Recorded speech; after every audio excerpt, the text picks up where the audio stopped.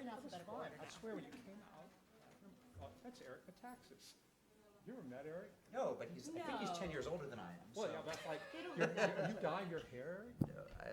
No, it's. I've never met Eric. I mean, I know. But It's same. it's the look. It's the same hair, the look. Interesting.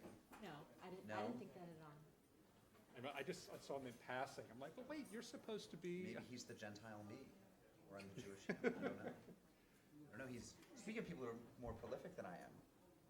I can't be him because he's busy writing books. Yeah, and he's busy making lots of money Lots from of these money, books. yeah. Unlike some of us. That's right. No, although.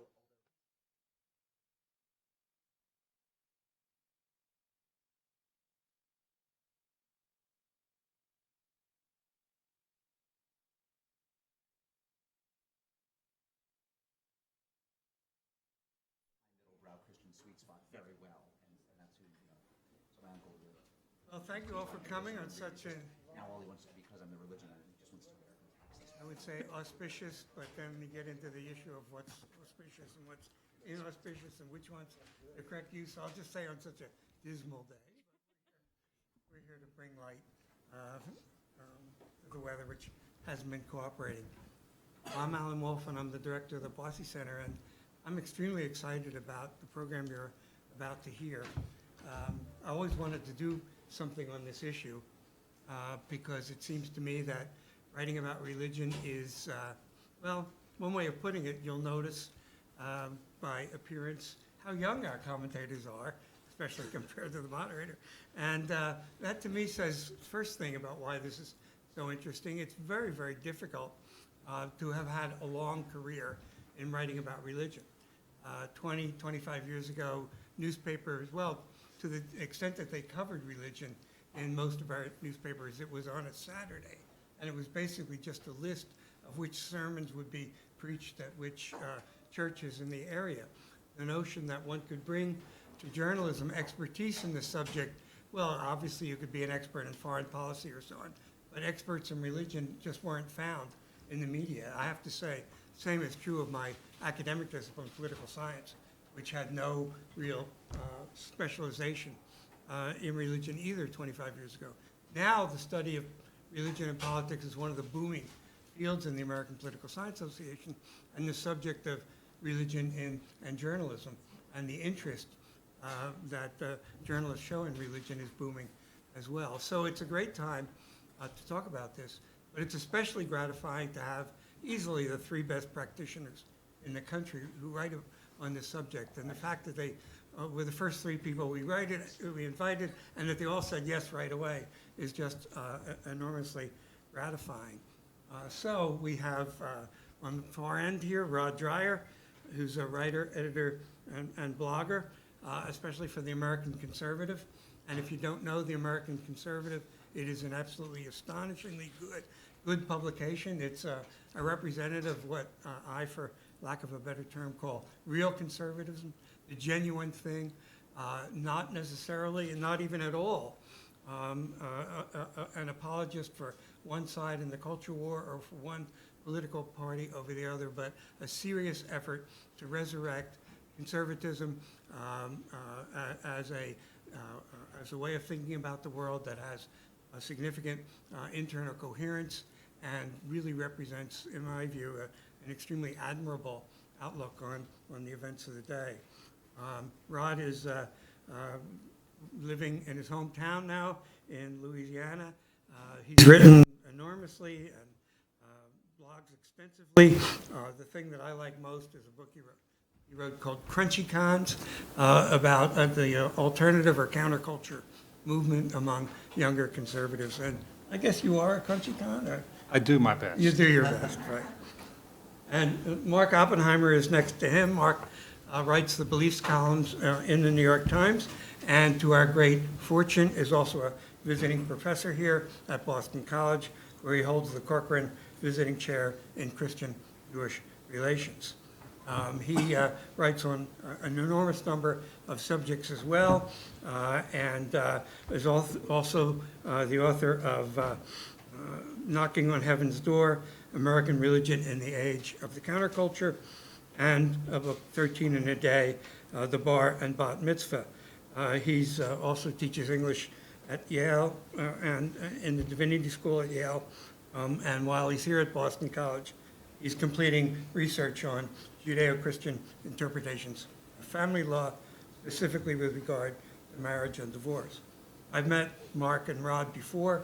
I'd never met Sarah Posner before, so it's especially delightful to meet her. She's an investigative journalist and author, writing frequently on these subjects. She's a regular contributor on religion to Al Jazeera America and Religion Dispatches. She's written in just an enormous number of publications. She's the author of God's Prophet, Faith, Fraud, and the Republican Crusade for Values Voters, constantly appearing on television. As I mentioned to her on the way over here, I have my own favorite blogger about politics. He's from Georgia. His name's Ed Kilgore, and he often talks about Sarah's work. And just today, in fact, he was praising one of her recent articles. If you really want to follow this stuff, these are the three people. Really. So what we're going to do is have a short introduction from each, and then I'll ask questions, you ask questions, and we'll listen and be enlightened. Rod, would you like to start? Well, thank you so much, Alan, for that very generous introduction. I'm one of the few people, I think, who makes his living at blogging. It's what I love to do. Fish got to swim, I got to write and blog. On the blog that I write for the American Conservative, I write about a lot of different things. But as I was thinking about what to say at this event, I was thinking, now, what issue is it that is the most difficult to talk about from a religious point of view in a polarized world? And there's really no contest. It's homosexuality. No issue I ever write about on my blog gets more attention from readers. I can write about war, I can write about the economy, I can write about anything, and you'll get maybe 20, 30 comments. I write about homosexuality, routinely 150, 200 comments, because people, for whatever reason, this is a thing that they really care about, and they're very passionate, and they just can't seem to see what the other side is saying so often. In fact, I had a situation a few years ago when some of my readers were saying, "You're blogging obsessively about this issue." And this was maybe 2009, 2010. It's been a big issue for 10 years. I said, well, maybe I am doing too much. I went back and looked at and did a survey of all the things I'd written in the past year. And it turned out that gay issues only accounted for maybe 8, 10, 11% of my entire output. But because there was so much heat around these issues, the perception among my readers was I was blogging about it constantly. I think that says something about our national conversation about religion and morality. I think it's, from my perspective as an Orthodox Christian, and I say Orthodox instead of conservative because I'm not a Republican, I'm a registered independent, and I hate the way religious categories become conflated with political categories. I don't think that's accurate and helps us understand how religious people think. But from a religious perspective, I think there's no issue that's harder to talk about and harder for liberals to understand than the Orthodox point of view on sexuality in general and homosexuality in particular. In my experience, the overwhelming majority of progressive commentators assume that the only reason conservatives could possibly have arrived at their conclusions on the issue is from bigotry, straight up. It doesn't help that people on my side of the issue, we can't articulate our views very well. We haven't been able to in the past. But it's discouraging when the dialogue across the religious divide begins with the Orthodox feeling as if we have to prove from the very beginning that we aren't haters in order to be listened to. I think more substantively, it becomes very difficult to communicate across that divide when so few of our interlocutors appear to understand, or at least from an Orthodox point of view, what religion is and what it does, or what it traditionally has done. To be very general about it, religious liberals tend to treat religion as something man says about God in man's experience of the divine. Religious conservatives, again generalizing, see religion as primarily what God says to man about God's truth. Of course, these things aren't absolute, and both religious liberals and religious conservatives do both things, but I'm speaking very generally. I find that progressives have a very difficult time understanding that Orthodox believers believe that we are not as free to change on given issues or doctrines as they are. In my sense, and you guys may wish to challenge me on this, to the progressives, religion changes to suit our changing times and changing needs in society. Well, to the Orthodox, religion stands outside of time and culture, and we humans have to conform our understanding and behavior to its principles. Again, these aren't cut and dried categories or ways of seeing things, but these are just general tendencies. The result I see is that progressives often find it impossible to make sense of why religiously Orthodox people reason as we do about sexuality. For them, the truth claims of religion are far more malleable than they are for the Orthodox.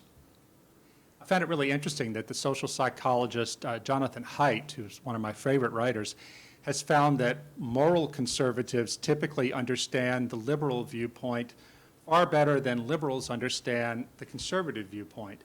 Anecdotally, I found that to be true. Finally, I think there are a couple of very broad issues that condition the environment in which religion writing and religious communication takes place. First of all, I think that our country is an increasingly illiterate culture when it comes to religion. One of the concepts I like to talk about all the time is called moralistic therapeutic deism. It was a term invented by Christian Smith, the Notre Dame sociologist of religion, who studied the religious viewpoints or religious opinions of American youth.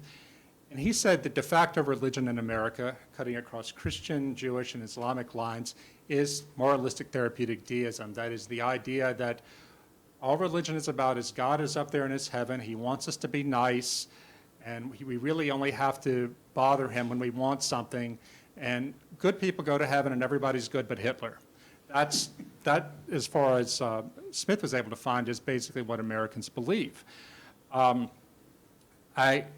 That sort of religion can be fitted easily into the sort of bourgeois consumer worldview on both the right and the left. And we no longer in this country are increasingly, we don't think that religion ought to speak prophetically. We don't understand religions that do. Secondly, in journalism and media, there's a default mode to secular liberalism, at the heart of which is individualism and choice. It's hard for religiously Orthodox people to be heard in an environment in which the conversation is framed by the assumptions of secular liberalism. And by liberalism, I don't mean the Democratic Party. I mean liberalism in the sense that we're all liberal, 19th century classical liberalism. Justice Anthony Kennedy's statement in the Casey ruling that the heart of liberty is the ability to define reality for oneself. He said something close to that, but I think that is true. It's a description of how most Americans think about religion, and certainly among the professional classes in academia, the legal world, and in journalism. But to a religiously Orthodox person, that is a highly problematic claim, and by no means a neutral one. So I'll leave it at that. I think it's difficult to have this conversation in part because the grounds and the language on which we have it do not favor the Orthodox point of view, and it's difficult because some of these issues, especially around homosexuality, which I think is the most contentious issue we have in public life today among the religious, I think people are so emotional about it, and it becomes very hard to talk past the emotion. Well, all right. That's what I say. It's very good to be here. I've been reading Rod and Sarah for years without having met them, and now I'm meeting them. And apparently we're being live streamed, so I want to say to all the people watching the live stream, hello. I would like to focus a little bit more on, so we're here to talk about writing and about religion in a polarized age. I think I'd like to talk a little bit more about the writing, though I may glance on the religion. And I'm always happy to talk about gay issues, which I've written a lot about. I actually discovered who the first openly gay Protestant minister was. That was in graduate school. And I thought that would make me famous. And it turned out no one cared. But if you want to ask me a question about that later, I'm happy to talk about that. Part of the reason nobody cared is because he was Unitarian. And, Unitarians don't make waves. So I'm going to freestyle a little bit and start with a response to something you said before going into my sketchily prepared remarks. You said that journalism defaults to secular liberalism. maybe you mean the journalists who write it are largely secular liberals, and if that's what you were asserting, you're no doubt correct. I think journalism as a practice defaults to a kind of Enlightenment empiricism, which is we're supposed to work from evidence. And in my experience, most journalists I know bend over with multiple backflips to accept religious claims that, while they might be true, certainly aren't true on the Enlightenment-grounded empirical evidence in the way that, you know, the fact that that the meteorological report is true.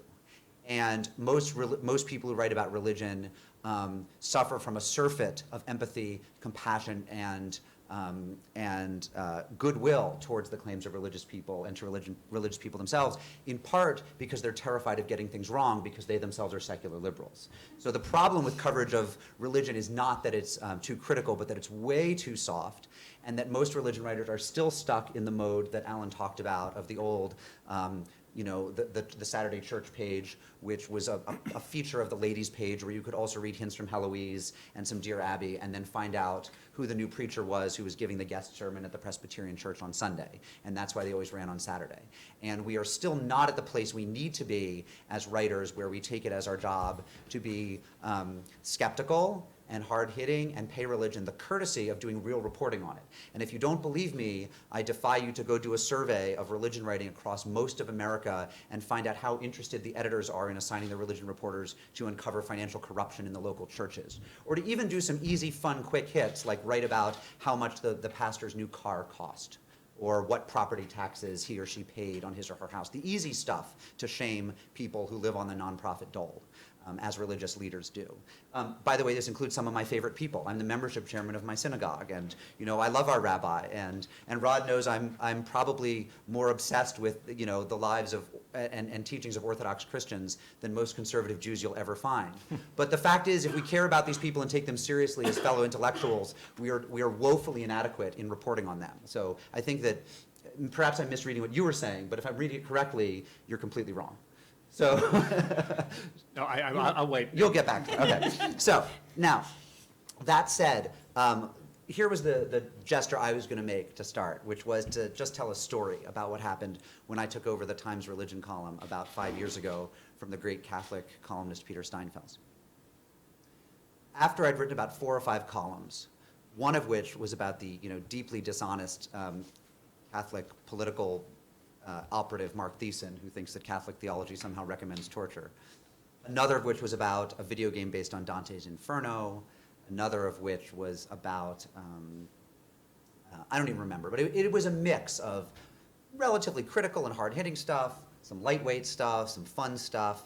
You know, it was what a columnist, I think, should do, which is mix it up for his or her readers, right? I got a letter from a reader who said, I miss the old columnist.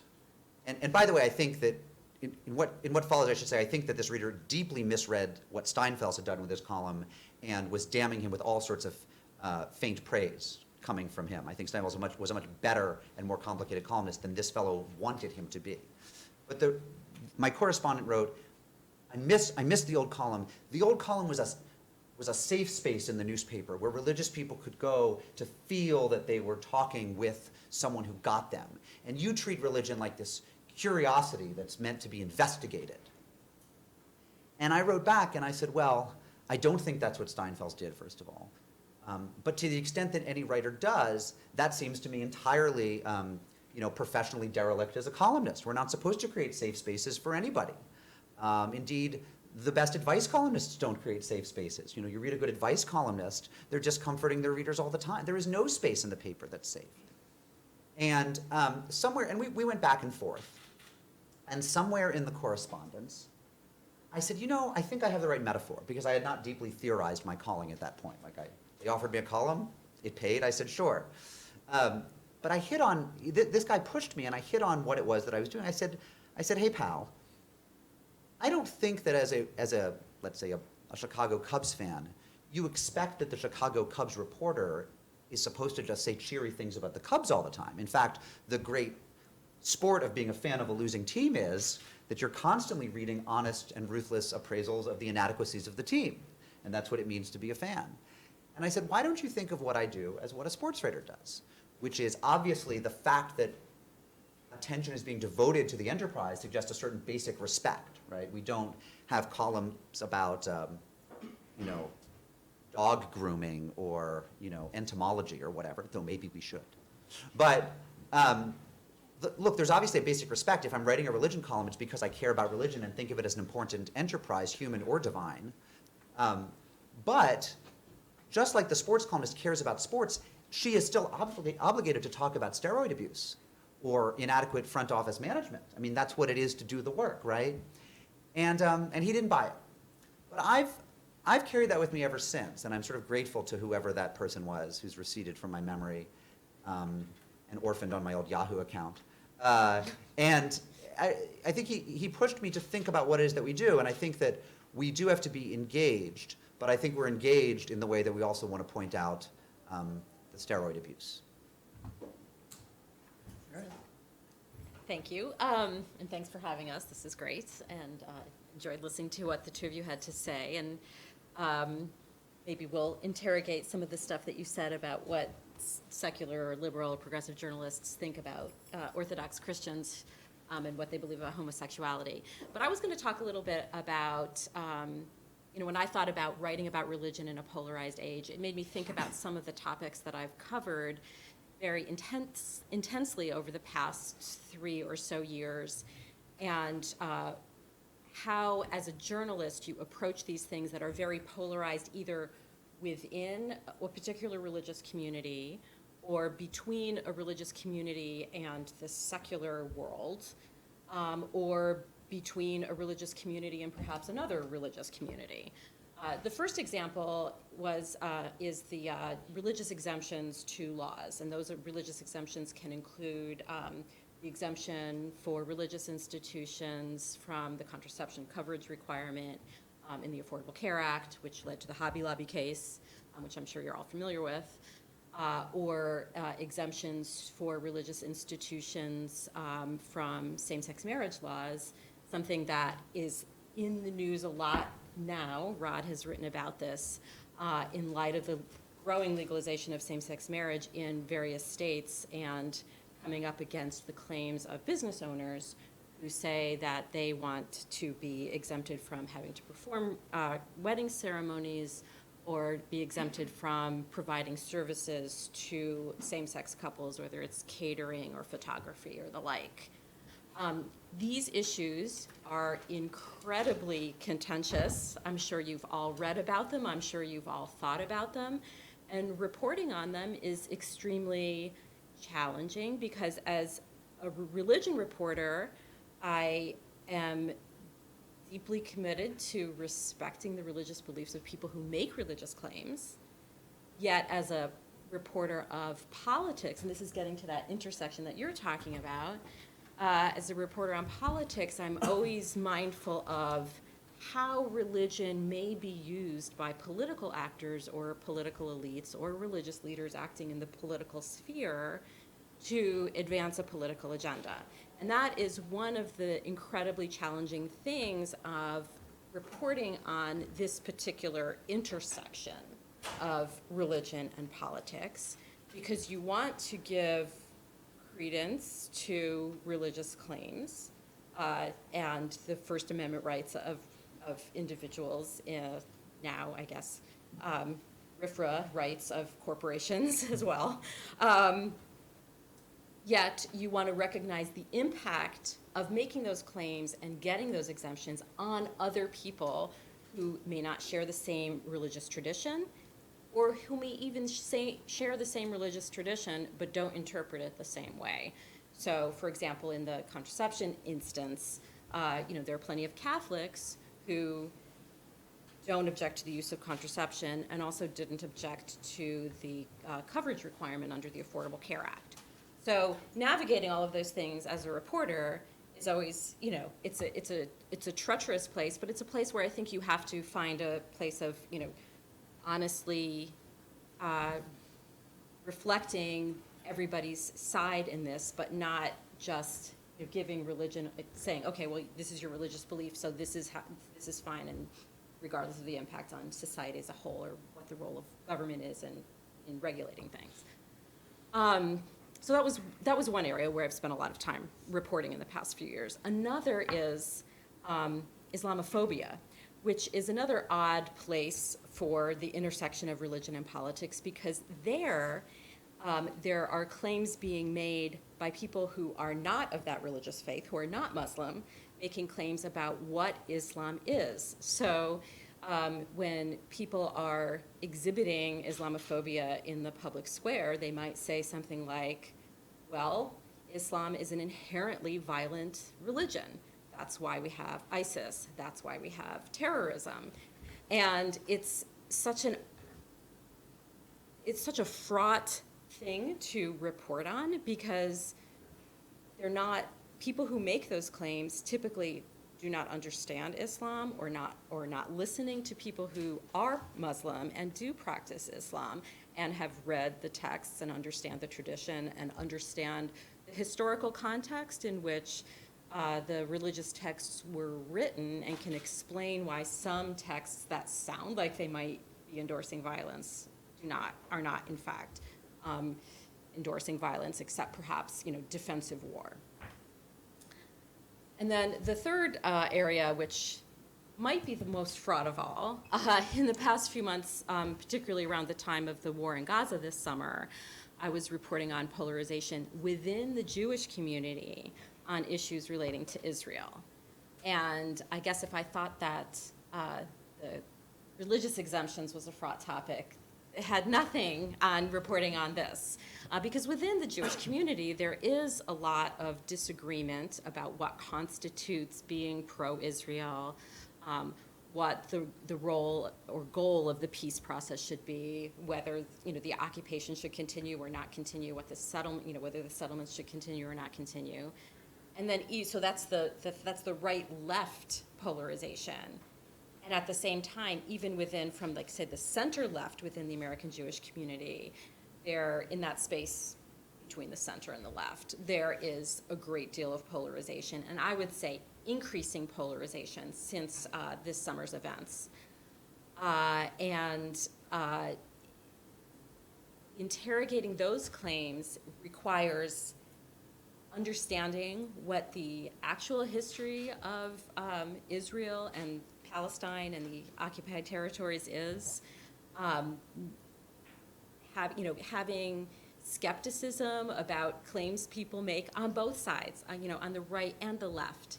It's such a contentious topic, and I think that few journalists even want to go there because it is so contentious. But I think that you can't shy away from it because it's so contentious. You can't shy away from it for the hate mail that you might get. And in fact, I wrote a piece this summer about polarization in the center left of the American Jewish community. And as soon as my editor published it, I was kind of cringing, thinking, what kind of email am I going to get about this piece? And I actually got the most email I've ever gotten on any piece I've ever written. And to a person, everybody said, thank you for writing that. Everybody is afraid to say that. So sometimes with polarization, it's good to just put yourself out there and put yourself in the polarized place, because it might start a conversation that people actually want to have. Well, thank you all. My role here is really to provoke questions, and so many issues have been raised. Three of the hottest topics that we're dealing with at the moment, homosexuality and Islamophobia and the Middle East, certainly would provide, we could spend the whole time on any one of them. I'd like to hope that we can address all of them, and then anything else that's on your mind. But since you guys have already started a little discussion about the subject that Rod brought up about writing about homosexuality, I find the most impolite way I can to fuel that discussion by saying that, Rod, you never actually told us anything about your views about homosexuality in your talk. And now that could be because you believe that they're private and that we shouldn't hear them. And if that's the case, I'd fully respect that. Or it could reflect the very difficulty that your talk was addressed to, that we just have. I'll have a hard time talking about it. Well, yeah, well, my views are the Orthodox Christian views. I believe that the only sexual activity that is licit is within a traditional opposite-sex marriage. But The point is, I want to talk about journalism here, not debate this very contentious issue. I think Mark hit something really important, though, when he said that, talking about the difference between writing from a reporting point of view, and I think you're absolutely right. There's too much timidity on religious staffs, or the staff of religion writers, a few there are left, and in newsrooms. I've seen it myself. But I realized as you were talking, I'm writing it from the opinion side. I've always been an opinion journalist and an opinion editor. And so we're looking at two very different kinds of journalism there.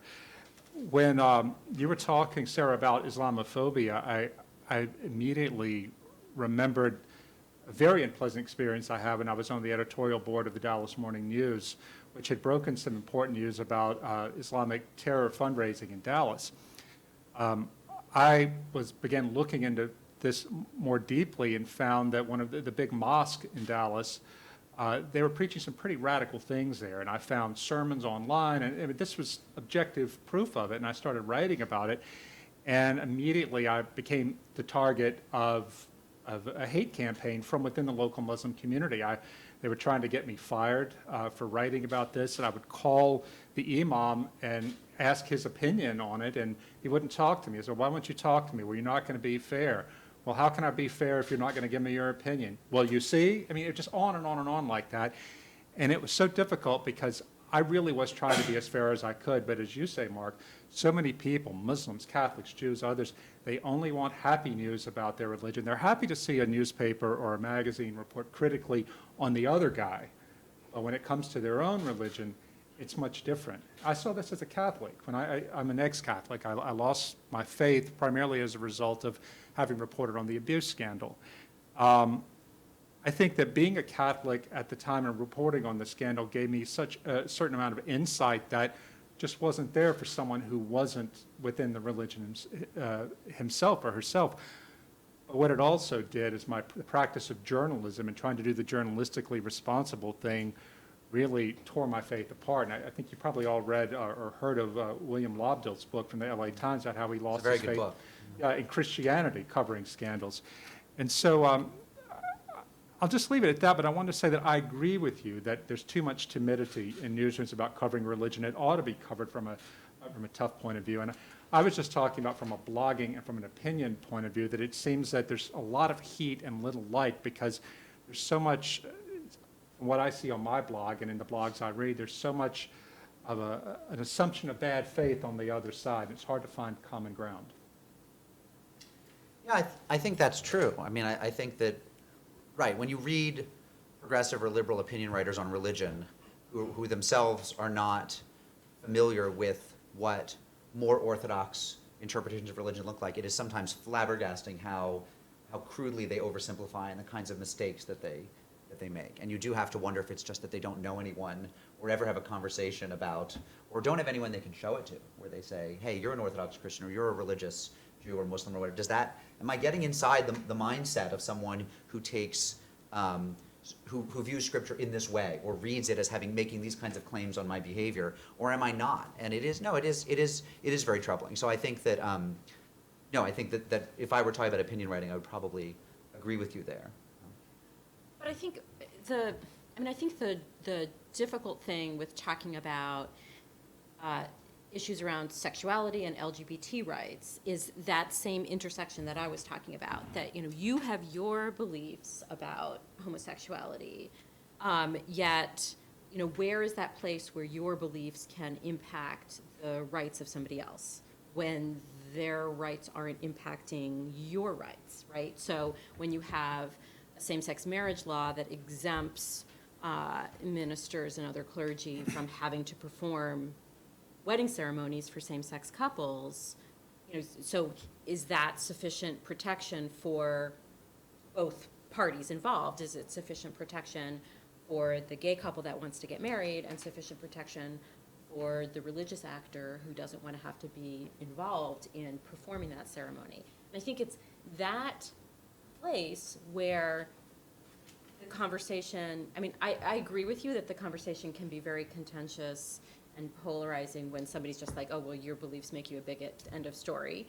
But even what I'm talking about can be very contentious, but I think, solvable, right? And so, I think that the solution that many of the states that have enacted the same-sex marriage laws, instead of their bans being overturned by a court, or same-sex marriage being instituted by a court, they have those exemptions, and to me, those exemptions solve a problem that, well, it's not a problem I have, but it's a problem you're identifying.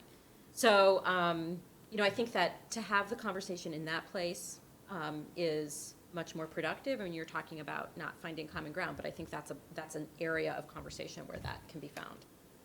But could I just say, I mean, again, I think you're engaging a dialogue with Rod also as someone who writes, I don't think of you as an opinion writer, but I think the problem you're discussing is an opinion writer's problem.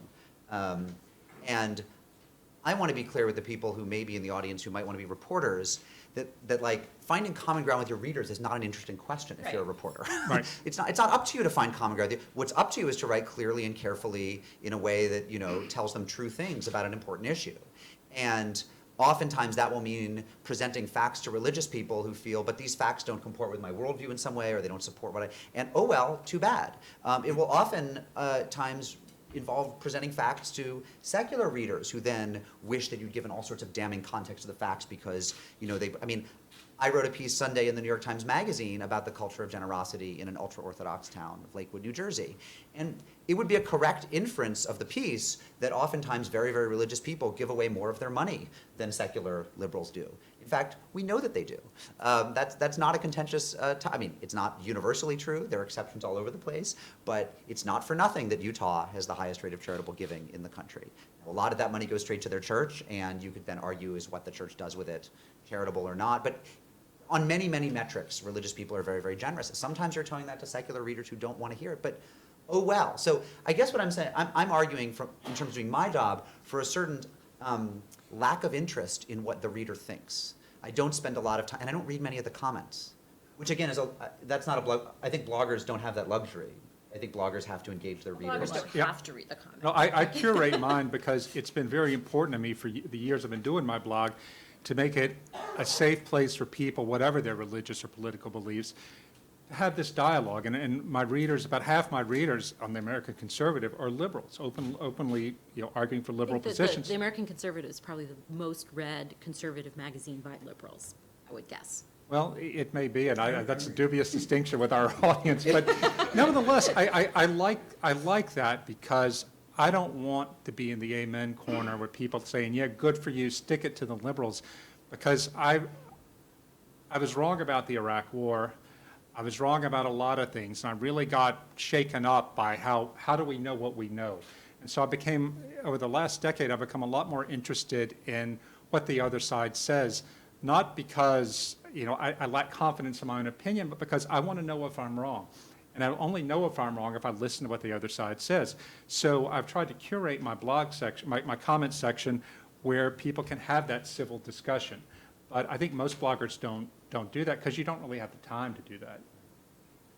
I have a question that it's sort of about Islamophobia, but I think it's a more general question. As Rod, you rightly reminded us, we're here to talk about writing about religion. We had a fascinating laboratory experiment the last 24 hours about reporting. I've never seen anything quite like it. We had a killing in Ottawa. It was covered by a government-run, not completely government-paid for. There are commercials on the Canadian broadcasting, but it's basically like our public television. And the discussion of what happened, by everything I've read about it, was calm, no excitement, factual, and short. It didn't go on all day, 24 hours. And in this country, we had coverage of Ebola, and it was 24 hours, and was borderline hysterical, and so on. Now, it sounds like I'm condemning the American version and praising the Canadian, but I'm not actually. I think it's a real interesting question, which one is better? Because one is cool and essentially disengaged, and the other at least gets people excited. And so I throw it out. Which kind of coverage on a topic like when someone of Islamic faith kills somebody somewhere, which kind of coverage is best for us as citizens? Well, I thought that the coverage of what happened in Canada was very, like you said, very even keel. But I thought that it was good that they did not jump to a conclusion that even though this individual who committed this crime, this terrorist act, had converted to Islam, there wasn't really any evidence that he was acting in concert with anybody else. I mean, he had read jihadi materials, or there was evidence that he had posted stuff on his Facebook or whatever it was. But there wasn't any evidence that he was acting in cahoots with anyone else or that there were any accomplices. And so I think that the relationship between a possible, widespread terrorist problem in Canada and him was pretty thin. Like lone wolf was, I think, the word that the Canadian authorities used. But Fox News wouldn't have treated that. No, and I think the way Canada dealt with it was much better because you don't want to overstate this, right? Because if you had, a Timothy McVeigh, you don't want to, was he representative of other people who practiced the same faith he did? Not really. So, I think it's more akin to something like that than it is to, 9/11. Does anyone want to say that? I've remained generally ignorant of what happened yesterday, and then I like to catch up with my news a few days later. So No, I mean, I mean, I know what happened, but I don't pay close. One of the luxuries of writing biweekly and not having a blog is I don't pay close attention to the. I figure we'll know more in 4 or 5 days. I mean, I figure probably most of what we think we know right now will be shown in some regards to be wrong.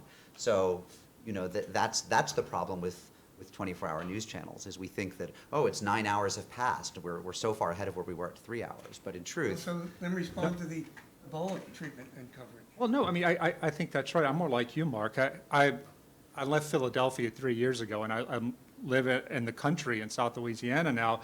I don't have a TV. I get my news from reading newspapers online. And when I go see my mom and dad, they have cable TV on, and they're watching cable news, and it is amazing how anxious I get. Whatever the story is, just that constant pow, pow, pow, it would scare you to death. And I feel like that's a false view of the world. I mean, I don't believe that newspapers should try to calm people necessarily. If there's a real threat, there should be a threat. But I find it so much easier and informative to get my news through the coolness of print than television. And if I still had cable TV, you better believe I would be watching if there's a shooting in Canada. But I've gotten it through reading the Globe and Mail, the New York Times, and others, and I frankly feel better informed, and I'm not so alarmed. That's what they do. They exist to alarm people. And it's Fox and it's CNN, it's all of them. That's the nature of the game. Well, then turning it back to the American coverage of Ebola, you'd think, I assume then you would grade the American coverage poorly in terms of informing the citizenry and doing a real disservice. This is certainly, at least the blogs I read, this is just what I hear constantly. But Alan, one thing that I agree with you that the coverage was overheated, but when you had the CDC and the hospital in Dallas giving false information, it turned out it wasn't what they said. You can understand why people got upset. I thought that the coverage of the Dallas hospital's mistakes and errors was important because it was important that those mistakes not be replicated by anybody else. But I think that the overwrought, even I noticed in the airport today, there was cable news that were calling it an Ebola outbreak, and I don't think outbreak is really the right term to use for what has happened in the United States. And, there's a certain lack of empathy for what has happened in Liberia and Sierra Leone and Guinea. Maybe some of you got the thing I got on my Facebook feed, the little meme or poster that said, more Americans have been married to Kim Kardashian than have died of Ebola. What did you guys think of the coverage of the Synod? Because that was an example of the Synod of the Family in Rome recently. I found, generally speaking, coverage of these issues of the Catholic Church really from the American media, lacks a lot of nuance. I mean, Pope Francis can talk all day about the poor, and it's maybe barely a headline in the newspaper and doesn't even make TV, but when it comes to issues that interest Americans, sex, well, then it's we go to town on it. On the other hand, there were some real problems with the way the Catholic Church in Rome, the way that they released information to the media. And I believe some of the blogs I read, John Allen, who's one of my favorite religion reporters, I think he talked about this too. It was a bungled job from Rome in presenting the information to the reporters, and the media actually pointed out some real problems with it. I think that one of the things that coverage of anything Vatican always highlights is how uninterested most reporters and most Americans are in theology, because what they're doing over there is theology. I mean, they're doing the work of church teaching and church doctrine. There are other things the Catholic Church does, many of which should be covered much, much more and have a lot more to do immediately with, one could argue, with the lives of Catholics, right? Well, but I mean, what we see here is an example of how is theology covered? And most Americans and most human beings, I think, are atheological. They're just, it's not what interests them. Now, I'm a bit odd in that I find it interesting, but I'm also under no illusion that most people do. And I don't think most people, when they perform their religious observance, are acting out of theological impulses. So I think that the media is almost always bound to get that wrong, because most reporters, being human beings, don't care that much about that particular thing. Well, I disagree with Rod that the media isn't interested in what Pope Francis says about the poor. I think the media is very interested in that. And I think they're very interested every time he does something that steps outside talking about issues of sex and sexuality. I think the media finds that really interesting. I think the media finds it very interesting that what Francis says flies in the face of, Tea Party economics. So I think that has gotten a lot of coverage, and I think that there hasn't been a lot of depth to the coverage, but there has been a lot of coverage. And the synod, I think, the synod is it was called an extraordinary synod, right? So I think just that terminology, the knowledge that there hasn't been one since 1980, and that this was a really important thing for Catholics, even though nothing was finalized until next year when they meet again. I think that that's what fueled the interest in it, and it was, by design, that it was to talk about issues of marriage and divorce and family life. And, you call it extraordinary, and you say you're going to talk about possibly changing something like, divorced and remarried people receiving communion. And I think people are going to pay attention. I think that that's why that got so much attention, whether the coverage was good or not. But you know what, Mark talks about how there's this atheology in the American public, and I think you're really onto something. I used to be a columnist at the New York Post. This was about 15 years ago. I came to my editor one morning and proposed doing something about some evangelicals in Queens where had something going on, and I thought it was worthy of a column, and he said no, and he looked at me and said that in effect, the only way religion matters in this city is because of what it has to do with politics. So at that time, the coverage of religion that New York Post gave was when Cardinal O'Connor said something controversial or a Jewish leader said something that affected the political life of the city. I thought that's really interesting, because I lived in the same neighborhood as this particular editor, who's no longer at the paper.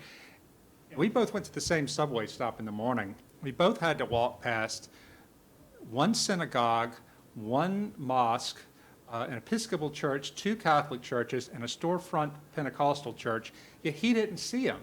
I saw him because I'm a religious person. And I thought that, when you have people like that making the calls, all these evangelicals in Queens are invisible to the New York Post at that time, anyway. I mean, I've certainly had, my one version of that is when I've written in the past about ultra-Orthodox Jews, trying to explain to people, whether they be fellow journalists or editors or readers, that not all ultra-Orthodox Jews are Hasidic Jews, that they are not synonyms. I mean, and you'll see it in the comments of my piece last weekend, where the commenters just start right in with, well, these Hasidim and these Hasidim, and these people are not Hasidim. They're just not. And, but you get the questions like, well, why don't these guys have beards? Aren't they all supposed to have beards? I mean, the ignorance the shallowness runs deep. I want to just follow up on this point we all agree is very important, that this country, compared to other Western liberal democracies, is clearly the most religious and at the same time the least theological. And I think there's probably a relationship. We can be so religious because we don't kill over theology. But given that we've got so many theologians in the room, let alone Jesuits who have a particular interest in the Pope, what's cause and effect here? Is there less coverage of theology because we just don't have theologians of the stature of a Reinhold Niebuhr or any of the theologians Wait, that Alan, used to be featured in the cover of Time magazine? Do other Or countries cover theology really well? Hmm? Do other countries cover theology? Does the Times of London cover theology well? German newspapers, absolutely.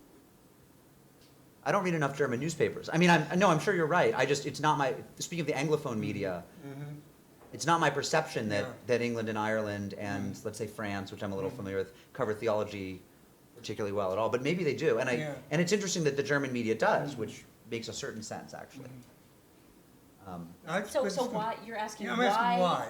Why American media don't Yeah, cover theology at there all? are or less, well? is it because there are less interesting theologians than there were a generation No. ago? Or is it because the lack of interest in theology just simply neglects a rich theological tradition that currently exists in the United States but isn't getting broader public attention? I'm gonna float a theory that I'm just thinking of as we're talking.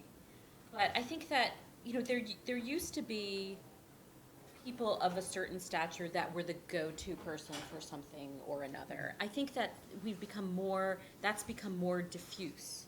We don't have a Niebuhr. Or I don't know, I mean, maybe there is somebody, why wouldn't Martin Marty be the go-to person for that? I'm not sure. Cornel West? But I have another. Please, no. I have another theory, and that is that over the 20th century, religion and particularly Christianity became like there was a lot more sort of do-it-yourself, like the storefront or the televangelist or the radio preacher, and I think that just created all these religious leaders and religious figures who are not necessarily serious theologians. So, you may have a televangelist who's extremely well known and extremely popular, and so that's why you might see Joel Osteen on CNN instead of Martin Marty. I'm just throwing out examples. It's just a theory. I don't know. But what happens, Sarah, if Joel Osteen speaks for more people? And that's the thing that disturbs me as someone who's serious about his religion. You can call all the academics you want who take it seriously, but if we're only talking to each other and we're not representing where the people are, I think that's a problem. I think the question is why is that where the people are? I mean, that's a question that needs to be interrogated by journalists or historians or even theologians. I mean, it is, he's where the people are in part because it's easy and it's fun and it's accessible. And I've spent a lot of time reporting about televangelists, so I feel like I understand what draws people to them, and it's that it makes them feel good about themselves, and it makes them feel like they have a role in the world, and even though they're, not themselves somebody who has some big important job, they have a big role in the world, and God has blessed them, and I think that that's something that's very appealing to people, and whether it's serious theology or not, in a way it doesn't matter. The marketing has accomplished something that stands outside theology. I love theology, but I don't think we need more reporting on it. I think that, in fact, so priests accepted. Could I see a show of hands in the room for the people for whom theology is important to how you lead your life? Wow, okay, we're at Boston College. So you guys need more reporting about theology. But honestly, you're exceptional. Would you agree with me about that? I think you're right. It's not what my readers want to read about. It's not how they lead their lives. Disagrees. It's not how their ministers lead their lives, frankly. It's not how most seminarians. Make it interesting. It's not how, who cares? I love theology, but I don't see it as some sort of intrinsic good. And I think that.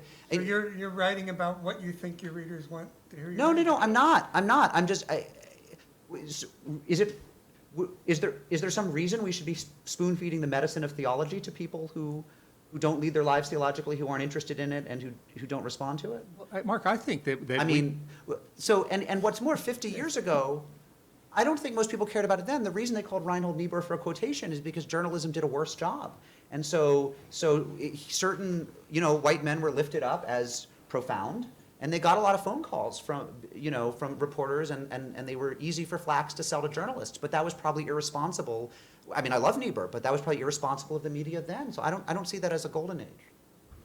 I think that, to use a cliche, ideas have consequences, and I think that even though the man and woman in the pew may not know who the primary theological figures within their traditions are, the pastors and the leaders are being trained somewhere. I mean, I think that this could be a problem not of journalism, but of theology, of pastoral theology in this country, that perhaps the new generation of pastors who are being trained and rabbis are not being taught or do not think it's important to bring the basic ideas of the religion to the people. I don't know. What do you all think? We'll turn that to the audience. Why don't we do that? I was going to say that the third major topic that was introduced in the beginning was the Middle East thing, and Sarah was talking briefly about that. I'm plunging into that territory next Tuesday when a book I've written is being published called At Home in Exile, Why Diaspora is Good for the Jews. And although I sort of say over and over again in the book, I'm actually not writing about Israel. I'm writing about where the other Jews in the world live in the diaspora. Boy, I'm trying to protect myself in advance. But if I heard you say that you got a lot of compliments when you started writing, then that's very reassuring. But we don't need to talk about that. We want to hear from you. Hi, this is great, and thank you all for being here. Identify yourself. Oh, sorry, my name's Steve Salamone. I'm actually a teacher at Boston College High School, theology teacher, so that's why I raised my hand. But Rod, I'm a longtime reader of your blog, and I have a ton of questions, but one of the ones that I'm thinking of is, as a journalist, the fact that when you blog, it's very obvious to me that you have relationships with longtime readers, people who comment all the time. Many of them seem to know each other, and there's this community that's formed online. And I find myself in many ways, and I don't know if I'm happy about this or not happy about it, but like sometimes I feel like my parish is online or something. That the people who I feel most comfortable around as a Catholic or as a Christian are essentially strangers, but they have some sort of personality in my head, and it comes through on their comments and stuff. So I was just wondering, I do think you do a really good job of fostering that, and I really love reading people with whom I disagree on your blogs. I guess my question is, number one, how do you actually foster that specifically? What are the mechanics of it? And number two, how does that influence your calling as a journalist? The fact that there's almost like a real-time conversation happening. Thank you for those questions. The main thing I do to foster that sense of community, and you're right, that some of these people, I don't even know their real names. They've been commenting for years, and I know who they are. I know what their struggles are. And it's odd, this sense of community we have, even though we've never met. I will not let people write when they personally attack somebody. I take it down. People who read my blog can't see what doesn't go up. But I've had to do that more in years past. Usually the trolls go away and we don't have to deal with them anymore. But every week I ban 2 or 3 people because they come on and they just say nasty things about others. And I won't let that comment go up. Your second question, I was just, as a journalist, you had mentioned print journalism being a little more dispassionate. Right. With the future of journalism moving more and more to the digital, and also that allows like real-time or almost real-time conversations with readers. How does that influence your writing? Because on a blog, and I've been doing this for so long, I just get used to it. Whenever there's a breaking news story, if I have an opinion on it, I'll go up with the opinion, and I'll revise the opinion once more information comes available, or readers say, hey, you're wrong about this. And I'll go back and say I was wrong. Because I think that's important for credibility. I don't feel like that I think that my credibility with my readers depends on me being able to admit that I'm wrong, because Honestly, the way I approach my job is I don't see myself as carrying a torch for one side or the other. People know what my commitments are. I'm an Orthodox Christian. They know where I stand on most things, but they also know, I hope, that I'm really more interested in them as people and how do we talk about these issues together as a community. And I think that as a journalist, it's problematic because what people like Mark and Sarah do, it requires having to go, fact check and wait until you don't have to respond right away. I feel like to be a blogger, you do need to respond right away, but you do have the luxury of going back and revising your opinion. And I try to do that when I've learned I'm wrong or the story has changed. And I think that's one reason I have readers who don't agree with me theologically, but they keep coming back and say, no, I'm trying to keep it honest, and they keep me honest.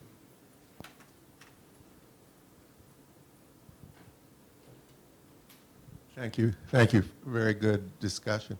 My name is Ben Birnbaum. I work here at Boston College. And I do a lot of writing for the university and edit the alumni magazine and do marketing and so on. My question is this. I was raised Orthodox, not ultra, but Orthodox and not Hasidic. Thanks for pointing that out. I was connected with the Lakeview community you wrote about. But, and then I've spent 35 years at a Catholic college trying to interpret that for Catholics and for non-Catholics. And I will say that my dear Catholic friends at Boston College have no more notion of Judaism than I had of Catholicism before I got my ABD here, so to speak. And my Jewish family and Jewish friends have no more notion of Catholicism. I'm sorry, they have no more notion of Judaism. My Jewish friends have no more notion of Catholicism. And they read each other. I'm privileged to have a foot in both camps, at least intellectually. And they read each other passing by, on the highway. There's not, so when someone writes in the New York Times, Lori Goodstein writes something about Catholicism, my Catholic friends here react in one way, and my Jewish friends down the street react in an entirely other way. And I think you guys do a wonderful job. I admire all four of you. I admire your writing, but I think you have an impossible job. I don't know how you can cross those kinds of bridges journalistically in a way that, in the end, is sound. So that's my comment. I'd like to know what you think. You're not like a guy who writes sports. Right. Anymore, is my point. Well, the big difference is, right, the only people who read the sports report are people who care about the sport. Right? That's the way I'm not, right? And I think that I presume I'm writing about religion for people who are interested in the stories that I have to tell about religion, but they will read them differently, and depending on what tradition they come from, or most commonly from no real thick tradition at all. But I don't let that trouble me. In other words, I don't see the job as being some sort of as running group therapy for American interfaith dialogue. Like that's not what I do. I report on stories, and sometimes in other venues, as a freelancer, I pontificate or offer opinions or whatever, but I don't ever imagine that I'm helping to heal anything, except perhaps in some greater sense that I think that well-written stuff that tells true stories is to the good in the world, not the bad. I think as a journalist, my best efforts at reporting on a religious community that I am not familiar with from my own personal experience have been most successful when I immerse myself in it and spend a lot of time in that community and a lot of time talking to the people in that community. So, I think that for anybody, this is true, maybe not as true for non-religion beats. Like when you're not familiar with a certain community, your writing is going to have a certain it's not going to ring for someone who's familiar with that community, if you know what I mean. And so having the opportunity to be in an immersion situation or an immersion setting in those communities is invaluable for journalists. And I can think of a couple of instances where I've done that. I immersed myself in a Messianic Jewish community in Israel, which was, very much outside my frame of reference because I am Jewish, and these are people who identify as Jews but believe Jesus is the Messiah. And, I don't know that they were happy with what I wrote, but that's not my purpose. My purpose is to illuminate this community for my readers, shed light on it, describe it, and have them see what it looks like from the inside. So, yeah, I mean, I think that maybe people feel more strongly about it when it's religion, right? But I think that whenever a reporter writes about a community that the reporter isn't that familiar with, it's going to seem a little hollow to people who are intimately familiar with it. But I think people feel more strongly about it when it's religion. Sarah, I don't think you. Ben, in response to your question, I don't think it's an impossible job. I just think it's an enormously difficult one. When I started writing about, in general, the sociology of religion, every book I read by an academic was about their own. And that really bothered me, and so I decided the last thing in the world I wanted to do was to write about my own. But then you get into all kinds of crazy. I wrote a book, The Transformation of American Religion, essentially documenting this more therapeutic side of Christianity, and I discovered that the people who loved the book most were the really, really strongly conservative Christians who also thought that their fellow Christians were too soft. And I found myself being praised, by Cal Thomas and by Al Mohler of the Southern Baptist, and it was just really a weird experience. It's like they knew in some way that there was that the real toughness of the religion was being dissipated, but when a secular Jew teaching at a Catholic college said it, then it must be true, and that kind of makes you feel. But it's also difficult to, it's difficult to write about your own. It's difficult to cross over and write about another. It's just you're absolutely right. It's really hard. It was on that point, Alan, it was funny when I was a conservative Catholic criticizing the bishops writing about the abuse scandal for National Review and otherwise, a lot of the conservative Catholics were like, right on, give it to them, give it to them. When I left the Catholic Church writing the same things, suddenly I was the traitor. I was writing the same things, but it was all how it was received. But let me also say, to your point, Ben, I don't think interreligious understanding is that important. It's not only that it's not my job, I don't think it matters that much. I mean, the American experiment is that we have to be decent and kind to each other and do our best despite our ignorance. And the ignorance isn't just between religious Jews and Jesuits. I mean, the ignorance is between members of the United Methodist Church and members of the Presbyterian Church USA. I mean, two people go walking to Protestant churches, they don't know their own traditions, they don't know each other's. But they're good to each other, their kids intermarry, they can vacation together, they can gamble together, they can download porn together, all those American things. And that's the experiment. I'm not troubled by the horrible religious ignorance all around me, even though I love absorbing religious knowledge personally.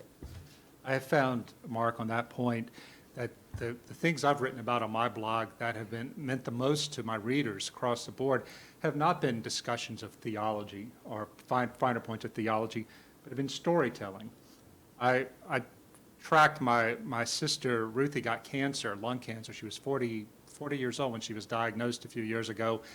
And I saw an amazing religion story happening in my hometown, even though I was living in Philadelphia, but trying to cover it from there, about the way this community of our little hometown came together to help that family, my sister's family. And the way she died was a profoundly religious event. My sister did not care this much about theology. She went to church, but as you say, she didn't care about it. But those people in that town lived the Christian faith in a way that was new to me, so caught up in my head. And I found on my blog, Steve, maybe you've seen the same thing, that when you tell stories about people, whether they're religiously liberal, conservative, whatever, the stories, that's what gets down into the hearts of readers, and that's what really engages readers. We have a question from Twitter. You're gonna, and then I can go over there. This question actually comes from Kimberly Winston of the Religion News Service in California. I think this goes to something that Sarah was saying in her opening statements. You were talking about how you need to give credence to other people's religious claims. But is it really about giving credence or respect? Because she says those are two different things, and sort of how do you balance that?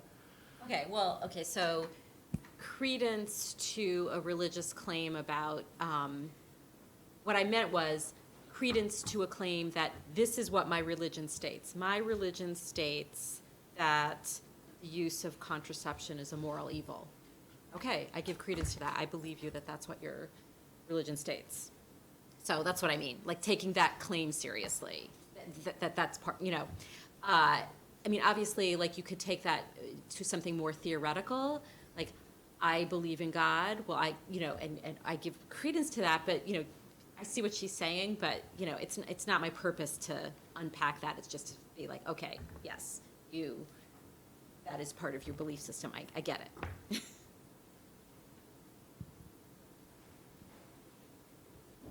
Thank you.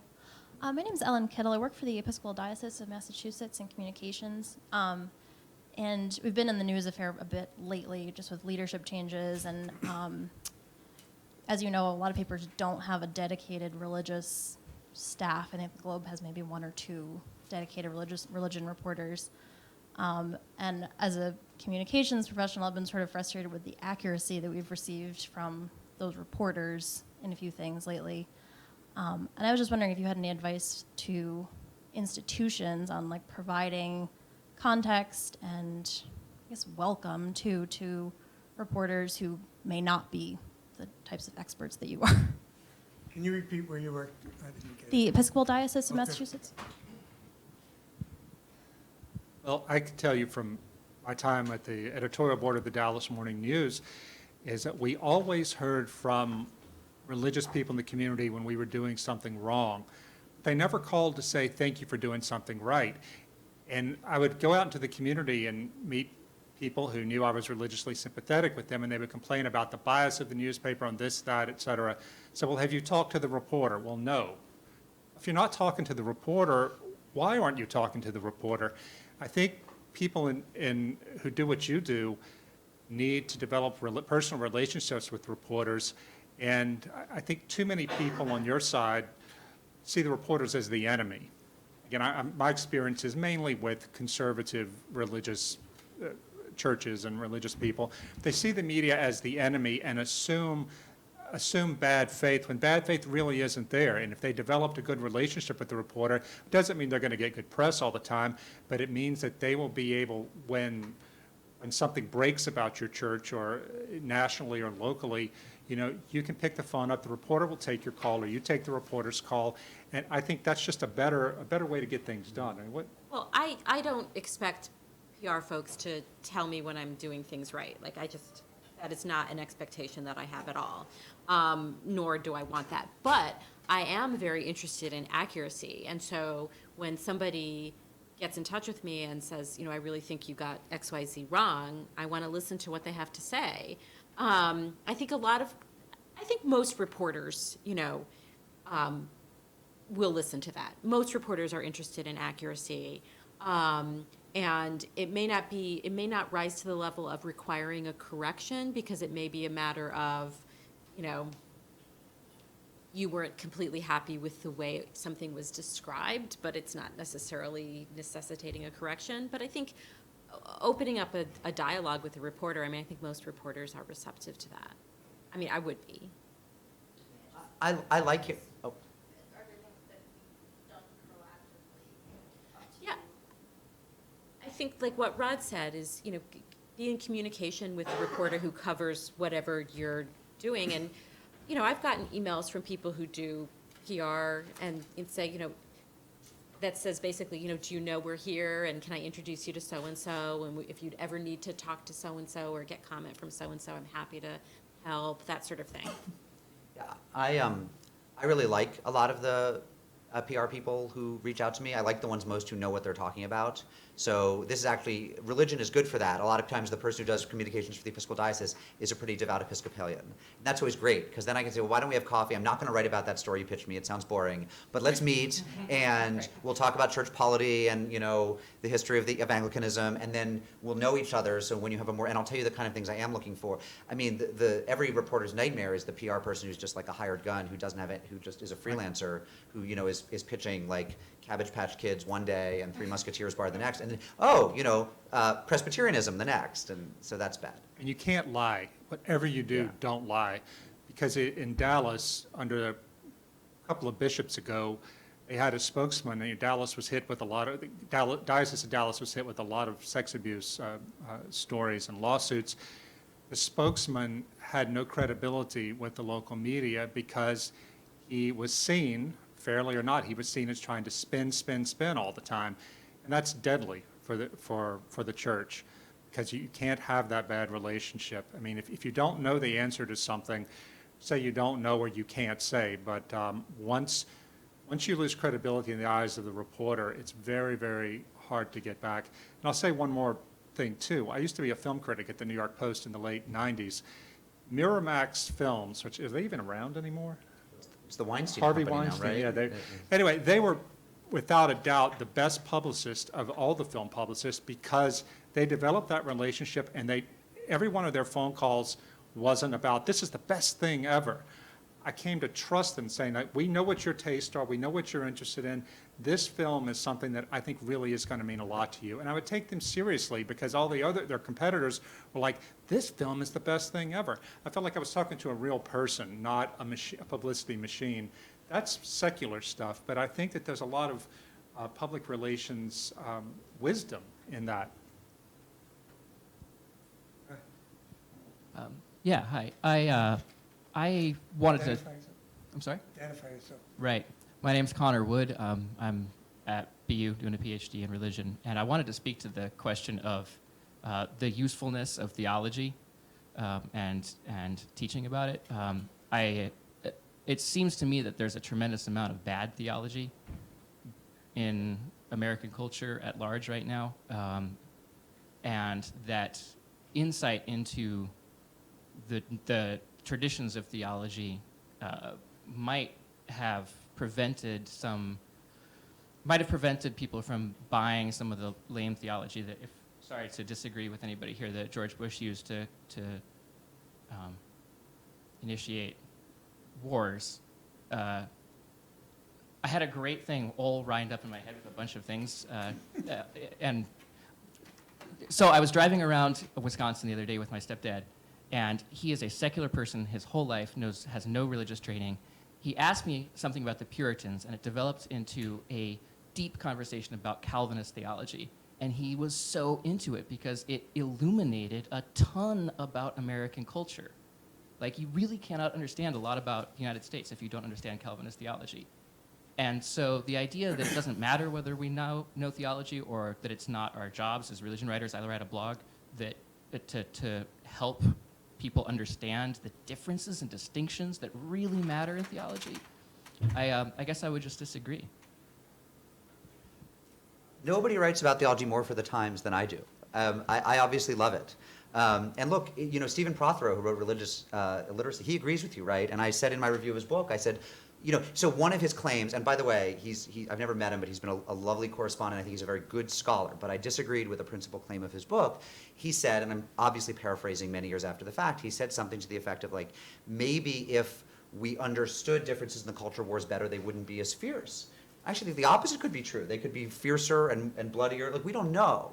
But I don't see mutual understanding as sort of as a pacifying effect that way. Now, is it interesting But and what good? about historical understanding? Not necessarily. Not necessarily. I mean, we understand lots of people whom we continue to loathe. I just don't see it as necessarily true. Oh, no. But he's not saying that we would, What? whether it leads to somebody loathing or loving someone, it's just a matter of understanding our Understanding. context. Yes, understanding leads to understanding. Like, I see that as a truism, right? And I think it's intellectually interesting and personally fulfilling to know more about the Puritan heritage, right? Like, I can see why that's enriching to one's life as it's enriching to mine. I just don't make any claims for sort of political amelioration coming out of it. Connor, I'm sorry, go ahead, Sarah. No, I don't think anybody was, though. Yeah. Yeah. I'm working on a book right now about Dante and the Divine Comedy and how it changed my life reading it in a period of depression. And the thing that amazed me so much about the Divine Comedy was a lot of this stuff I knew from a theological point of view. But Dante made it come alive in my moral imagination and made it accessible to me in a way that deeply affected me in a positive way and helped me out of a very dark hole, a very dark wood. And I was writing just yesterday one of the chapters, and I had to, about the Inferno, and this is a chapter when Dante and Virgil go through the circle of the sodomites. That's the word he uses. It's not a canto about homosexuality. They barely mention it at all. They end up talking with Brunetto Latini, who was his mentor, and it's about art and fruitful creation of art. And I had to, when I'm writing the book, was trying to explain to the readers, like, I know what you're thinking, but this is not what you think. And if you go into Dante, if you go and talk about that canto from the point of view of art and what Dante's saying about art, it provides a back door through which you can talk about the meaning of generativity in human beings. Now, that sounds so high-flown but for me, it was a way of understanding better the whole natural law question that is at the center of a lot of what we argue about when we argue about theology of sexuality. I got to it through reading this really interesting canto in Dante. I think that if we could find a way to have better art and better storytelling that illustrates these theological principles, we might get a lot farther in helping the average person understand them. Here's how I propose that we end this terrific discussion, because we're going to have to do that. But we have a few minutes more. I'd like to ask each of you, if you didn't have to worry about an editor, or if you're a blogger, if you didn't have to worry about how many comments you're going to generate, just up to you, what do you think is the single most underreported aspect of religion in the United States that needs the attention that a really top-rate journalists, and you're all top-rate journalists, should write about? And we can start and go this way. Start with me? Yeah. Good. Almost. No. Start. Well, I mean, I'll go back to the Islam issue. I really think that Americans do not understand Islam. They do not understand its connection with Judaism and Christianity, how much it shares in common with Judaism and Christianity. I didn't say that in a kumbaya way. I'm just saying, just as a matter of fact. And the variety of Muslims that we have in the United States, that they're not predominantly from Arab countries, that many of them are African American, many of them from Asia, and that their lived religion varies. And I think that there were some really good reporters. Andrea Elliott of the New York Times has done some great reporting on this. I think it's a very difficult thing to penetrate in a single story, and impossible to penetrate it as a whole in a single story. So it just requires more attention, and in a way that I think is difficult for people to get outside their comfort zone. Not because it's controversial, but just because it would be really difficult reporting work to do. Mark, you have the second one. Sure. Let me speak not to one topic, but a kind of journalism we need, which I think will answer your question in a meaningful way. Because, as Sarah points out, it's so hard to get inside communities, any community, especially when one is from outside that community or doesn't have the necessary languages or the ethnicity that people in it might be comfortable with, right? We need... Or gender. Or gender. Or class status, or all sorts of things, right? We need more indigenous reporting that's hard-hitting and good and smart and critical and not reverent and not kumbaya. And right now, so we need the ethnic media and the religious media to be less about PR and more about journalism or hard-hitting and intelligent and thoughtful opinion writing. So I was on a panel at Northeastern the other night called On the Jewish Media, which sounds like some sort of anti-Semites fantasy panel, right? But it was hosted by Brooke Gladstone, who hosts On the Media, so they just put in a caret with On the Jewish Media. And one of the things I said was the way that Tablet and the foreword to Jewish publications for which, full disclosure, I've worked, the way that they think it's terrific to break scandals within the Jewish community. I mean, that's like their happiest day is when they can find something true and harmful to the community to report, whether it's sex abuse at Yeshiva University or something new and controversial to say about the Middle East. That's great, not just because it drives traffic, but because self-scrutiny is so important to the mission.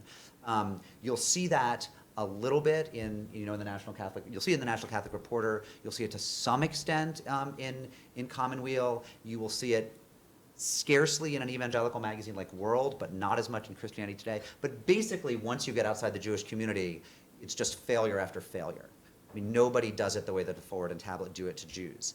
There is no Muslim American publication that's interested in puncturing Muslim self-respect in a useful way in the way that the forward is for Jews. And we just need more of that. And it'll come with time, and it'll come with those communities' self-confidence, but it's not there yet, and it's necessary. World has written scathing stories on Dinesh D'Souza, Yeah, no, I said Ralph World. Reed, and, right, okay. So I thought said you were World. reading- right, No, yeah, Marvin yeah. Olasky's Yeah. magazine World is the best of that in the Right, Protestant that's right. community. I think there are two stories. On an international point of view, the growing divide in religious understanding between the West and the rest of the world. I think this is going to be a major issue in the Catholic Church in the next 20, 30, 40 years as we grow more and more secular in the West and Africa and the global South becomes more and more religiously fervent. I think that there's just a gulf of understanding there that is going to be more important for the media to help we in the West understand how the rest of them see the world, see religion and see the world. I think in our country, one of the great unreported stories is the falling away of the working class from religion. Religion, the practice of religion has become more and more a middle-class thing for middle-class educated people.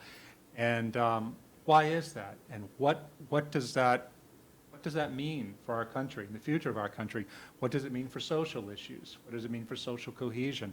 I think this is something that we don't really touch on. And I notice that most of the people I know, like I'm a convert to Eastern Orthodoxy, most of the converts to Orthodoxy are middle-class educated people.